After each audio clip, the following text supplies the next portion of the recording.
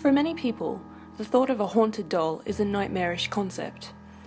To have a toy move of its own accord, control electrical objects, and even possess telekinetic ability is enough to drive most people mad with fear. And with good reason. Haunted dolls are often associated with death and misfortune, poltergeist activity, or even curses. But in Brisbane, Australia, there is a doll haunted by a child's spirit that, despite his wicked appearance, seems to have brought good fortune to his adoptive family. In the early 1970s, Kerry Walton was a hunter of collectible items and specialised in restoring antiques in order to sell them on. Money was tight, but he plied his trade from his backyard shed and hoped that one day luck would lead him to an item so special that it would bring him good fortune and wealth. In 1972, while hunting through an abandoned farmhouse in rural New South Wales, he found such an item. The house had laid empty and alone for decades and was reputed to be haunted. It had always intrigued him, and he decided to take a look inside. He searched the house with a torch, even crawling underneath the floorboards for hidden treasure, and stumbled upon what he thought was the body of a small, dead child. He hit his head on a beam in fright before taking a closer look. He realised that the child was actually an old gypsy doll, intricately carved and clothed, even dressed in a wig made from human hair. Walton decided to take the doll home with him. Oddly, the old abandoned house was demolished less than a month after the doll was removed. After taking the doll home, Kerry Walton began to feel uneasy. The doll seemed to have a presence of its own, and he was compelled to put it under the house, where it remained for 5 years. Eventually, he decided to have it valued, wondering if he could make some money from a potential sale.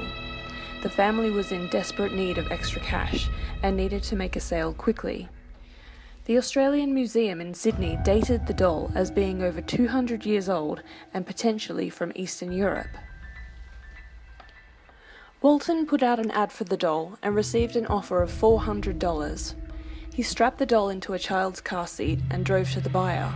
However, on arrival, when it came to making the sale, Walton felt an odd sense of paralysis which prevented him from leaving the car. Walton couldn't shake the feeling that the doll was controlling his movements. Reconsidering his decision to sell, he returned home with the doll. He wasn't the only one to witness its strange power. Over the years, people have expressed uneasiness upon meeting the doll, even claiming a feeling of physical illness.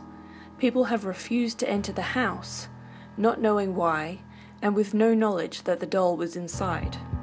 Furthermore, dogs have periodically attacked the doll, as if it is taunting them in some way.